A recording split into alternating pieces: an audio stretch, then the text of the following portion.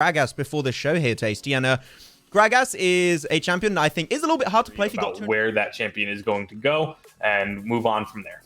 Though now we got 2 more bans coming out. Ban number 2 from Team Queso is going to be Akali, which I hate. I'm not going to lie. The early game is super, super important just because if you are able to get that early lead and just you can completely stifle your opponent and never give them that opportunity to get back in the game.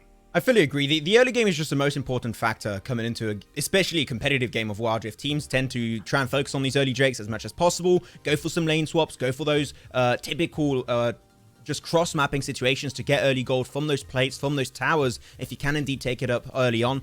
Though the drafts are here, you know, we're waiting to see a little bit more information about that one. I am indeed seeing a very dominant mid lane. We're going to have an Aurelion Sol and an Orianna. No big surprises there, but the Lee Sin, dude brought up earlier here, Tasty, is going to be available and go in the way of Futbolist. And, man, Lee Sin, if he just gets the most insignificant lead in the early game, he can just steamroll the entirety of your game and close it off so easily. So, Lee Sin, you want to keep an eye out for him. So, if I was Team Queso, some deep vision could be really good and useful to avoid those early ganks once he hit that level 5 power spike.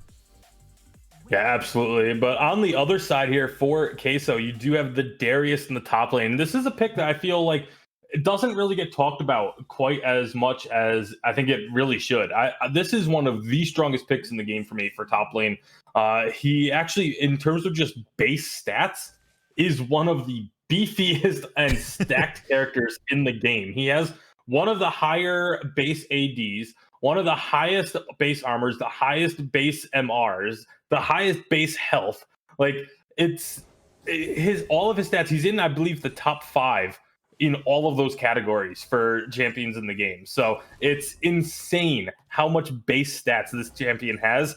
And I think he has the potential to just completely steamroll anyone that he's up against 1v1 in this lane. I get it now. It's a lore thing when I think about it. It was Draven. Both champions was the best stats early game. There you go. It's just they're homies in lore and they're also homies in terms of early game base stats. So that explains a lot. So look at that, right? Being on point was the lore overall. Though in the bottom lane matchup, we're going to have this Corki and Alistar. I think that this Corki, especially picked up into the likes of Pigas with a Rakan, is going to be great to be able to avoid that grand entrance. It's going to be good to have that high base mobility with those dashes if possible, especially hitting the late game.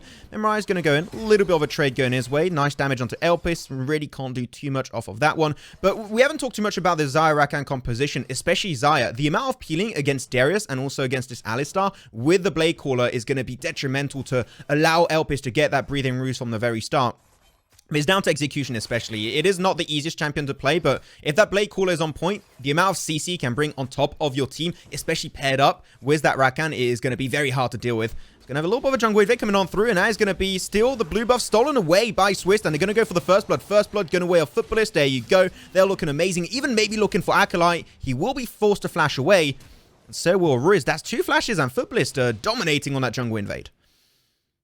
Yeah, very strong jungle invade. And again, you know, getting these opportunities for the Lee Sin that we talked about, it can control the early game jungle so effectively. And like we said, the early game is extremely important. And getting that kill onto Fiora as well is really big because we were talking about how strong the Darius can be. If you can get an advantage right now, big trade going on up here. And I mean, Darius, it was 2v1 against him. He still kind of ended up pretty even in the trade. Unfortunately, a lot of the damage was dealt back onto the Lee Sin. So the Darius is the one that has to recall. Fiora can actually stay out there and farm a little bit longer. So that is another little win here in the top lane for Caglian. Overall, that's the thing. So that's how Riot intending to make the champion of Darius is. He's a Pentacle. Pentacle, what am I saying? It's not even English. Pentakill made champion. He is supposed to get in there and just being able to just dunk you many times with the ultimate, get those refreshes and make it really hard. So he is a champion that supposedly should do pretty well when he is outnumbered, as long as he's able to hit the skills, which it does take a lot of effort, but Acolyte, knowing his history with Team Queso in the competitive world as of the past week and a half, he has been shown some really big promises. Though Caglian, I think the player throughout all of these most recent events in EU has been a player that sometimes does the most mind-blowing plays, and the moment after he throws the entire game.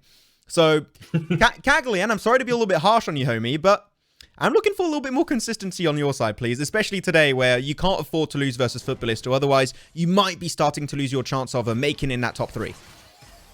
And I really like what Acolyte is doing here. He recognizes that the wave is going to be pushing towards him, so he's just playing safe, staying back, letting the minion wave come to his side of the map, but he's also resetting. Every time that Fiora mark shows up and it's not in a position where he wants it, he just walks away, lets it disappear, and then walks back into range so that he can get a reset on the mark. Now he's going to farm up this big wave here as it collapses, and now he can maybe look to push it back out, as Fiora did just go recall back to base. He's going to do just that, push it back out, recall himself, and this top lane, it'll be interesting to see what the matchup's going to look like, as now the dragon has spawned and everyone's going to be grouping up here. Yep, both teams already put their reset under action, and they're going to be trying to take that fight. There you go. Celestial Expansion going to come on through. Maybe a double man stun, triple man stun, actually. Rather big. Cackling on the front line, though. Alistar on the front also. Great amount of tankiness coming on through, thanks to his ultimate on the Unbreakable Will.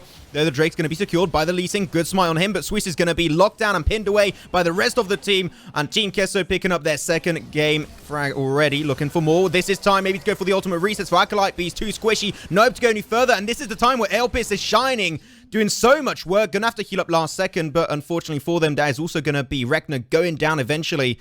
A lot going away off Team Queso, but still Elpis able to find an extra kill along the way.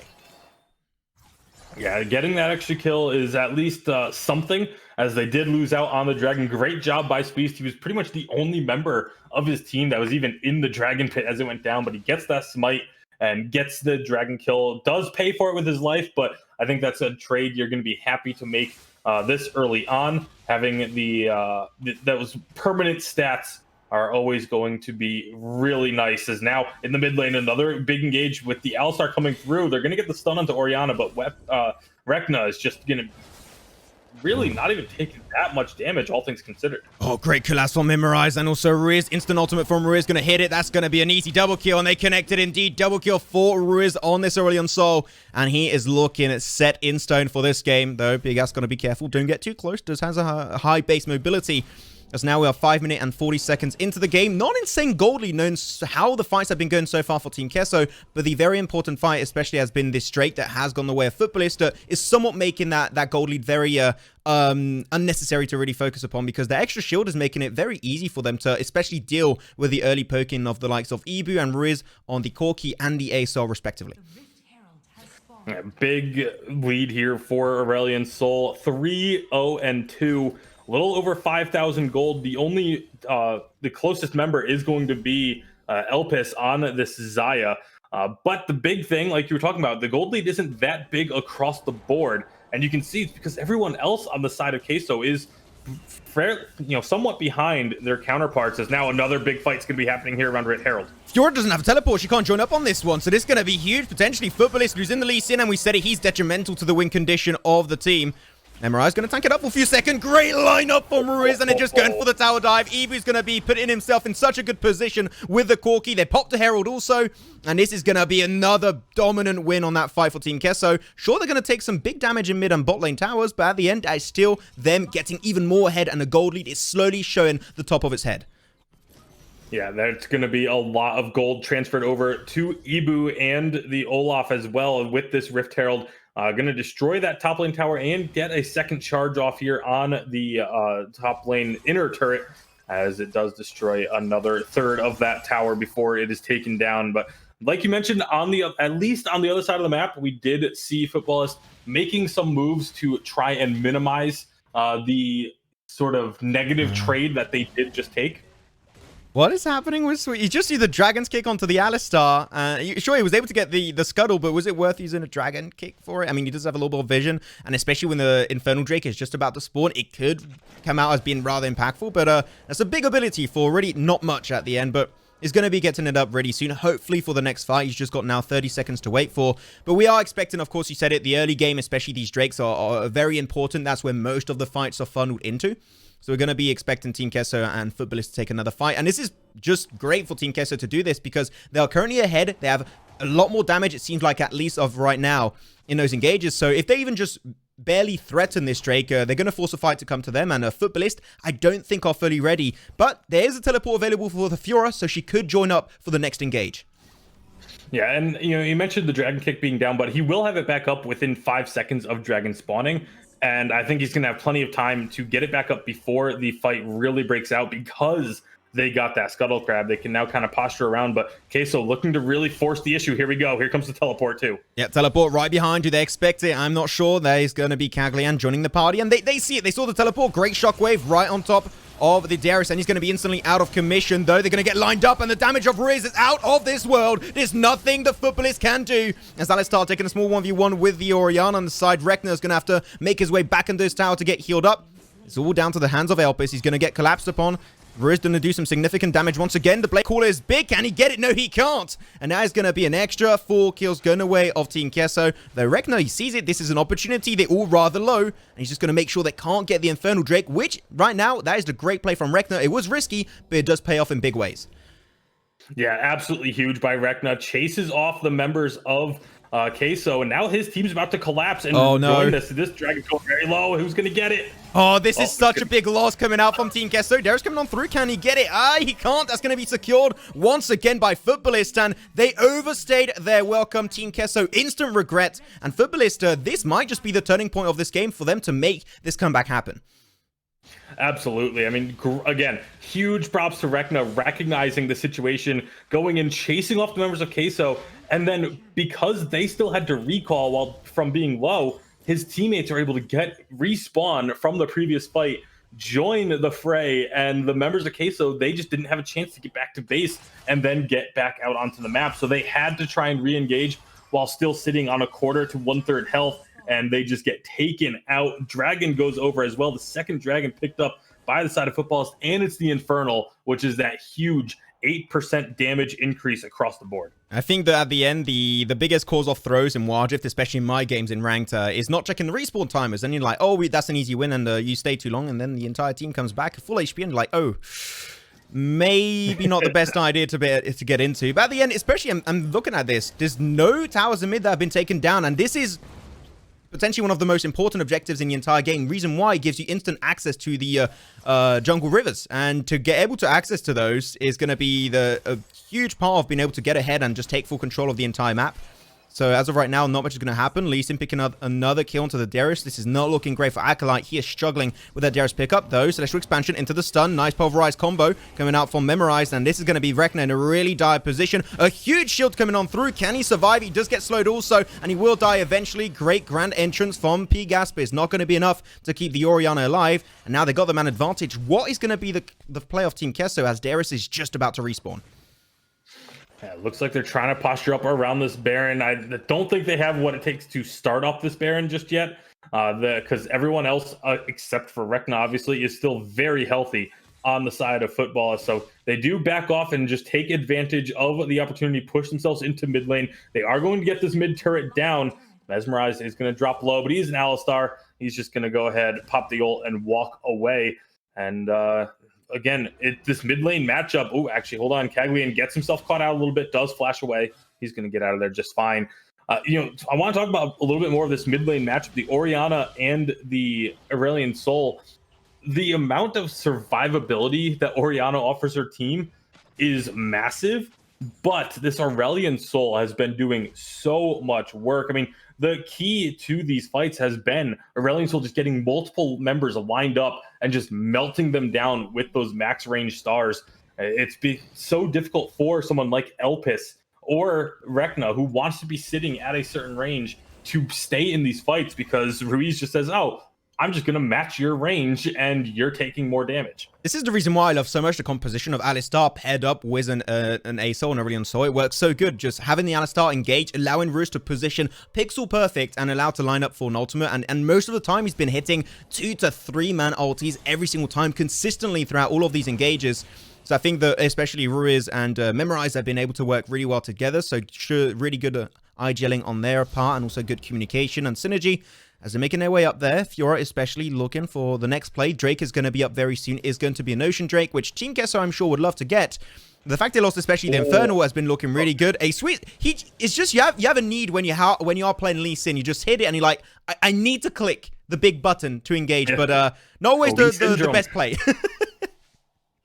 But that one was more just that was actually on me. I forgot that he can just dash to nothing. I was like, there's no ward for him to hop out to. But yeah, well, mobile, yes, true. He just dashed on his own without anything.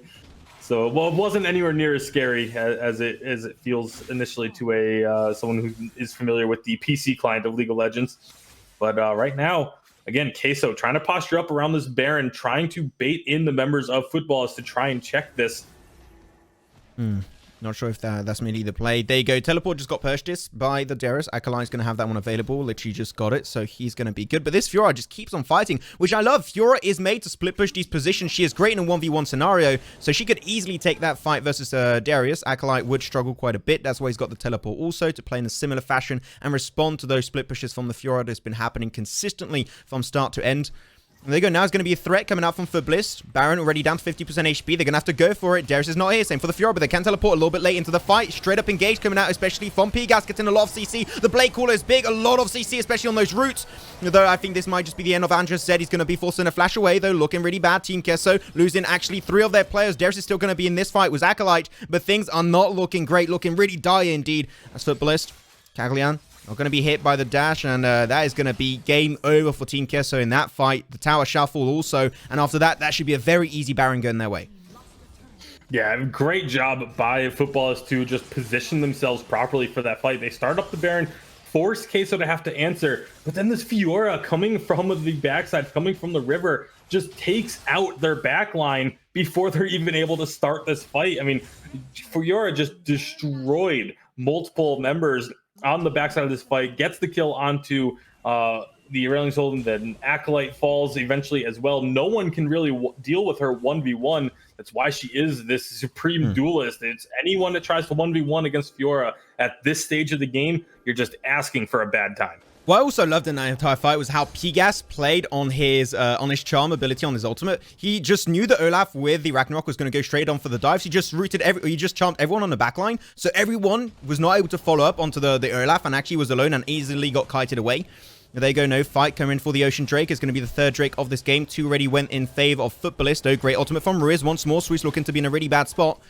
Not going to get sniped on down. The redemption comes on through. A little bit of healing. Not even going to be using a healing. Doesn't need it. Oh, they're stolen away by the Olaf. And Ragnarok, get the hell out of here, my boy. But though during the entire fight, you had Caglian with his jam is just going to be making his way down into the mid lane. Picked up a few extra plates and actually took it down the entire objective. And now that's going to create some natural pressure in the mid lane. So this is looking potentially really good for Futbolist.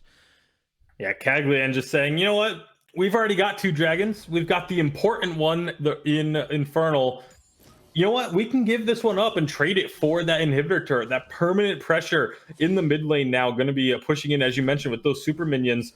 And that's just great job. Great heads up play by Caglian to recognize, hey, we still got a chance at getting that dragon, but if we don't secure it, it's not that big of a deal. And again, Sweest as well. He was actually the member I was watching the most during that fight. Got kind of picked off on his own, ended up in a 1v2 situation, but uses that dragon kick to knock Ruiz and the Aurelion Soul away from him, so he's able to survive. And really, no casualties for the side of Futbolist to really impact the future of this game. So great job by this team to just recognize where they can make a play happen, where they can get an advantage. Even though they didn't get the dragon, it was up to a 50-50. They're still able to get an objective. Also, I just got to say, Futbolist, if they had a Cloud Drake now, things would be looking even worse for Team Queso. They would have that split push from the Lee Sin and also from the Fury. It'd just be unbearable to deal with. So it's a lucky star maybe for Team Queso, but as of right now, seeing how things are standing, it's a 7,000 gold lead, looking towards an 8,000 gold lead going away of Futbolist very soon, and Team Queso. In terms of comeback composition, it's not the best. There is some potential, especially with a CC combo between Riz and Memorize, but other than that, it's not great, especially in Olaf. Olaf is a champion that if he falls behind, he is just extremely irrelevant, and he struggles to really scale back into the game and make that comeback happen. So Andres Zed, really, I would say, Futbolist, don't even have to focus him. Just let him do whatever he wants. Maybe don't let him threaten your backline. Just still take care of him in some way, shape, or form. But if you're just able to get rid of Riz, which is the main threat of this fight, it should be easy peasy for Futbolist in the long run. And I really like what Futbolist is doing here. They're constantly showing one member in pretty much each lane, forcing the members of Queso to kind of have to go back and forth and say, oh, Oriana's alone. Maybe we can get a pick on her. So they move towards Oriana. Oriana just immediately starts to back off, and then they put pressure on the top lane with the with Elpis on the Xayah. And then they go, oh, maybe we can pick up the Xayah. And then all of a sudden it's Oriana pushing in the mid lane again. And then you've obviously got the constant threat of Caglian down in the bottom lane. Again, Caglian and Acolyte going to be kind of toe-to-toe with each other there. Both of them do have that teleport available for this Baron fight, as Baron has just spawned. If we're going to be looking to go in. Just a little bit of knockback. Yeah, he's going to get knocked up, though, by the Grand Entrance of P-Gas. Not going to go for the ulti charm engage as of right now. There you go, though. Memorizing a really bad spot into the Shockwave. 3-man Shockwave. That's big, but still now Olaf is going to pop himself the Ragnarok. But it doesn't matter. He's just way too squishy. And I said it, if he's behind, there's not much he could really do and bring to the table. And that's going to be Team Queso obliterated. And in the bottom side, also, Caglian is going to crack open an extra tower. And this should normally be a game for Futbolist. 1-0 in this matchup versus Team Queso. Yeah, absolutely dominant fight there at the end. Everyone was grouped up. The Shockwave and these Rakan knock up, the Dragon Kick. There was so much just crowd control in that final fight. And again, between Caglian and also between Acolyte, it was just, okay, well, we both got teleport. Who's going to TP first? You saw Acolyte goes like, I'll take your bot lane. I'll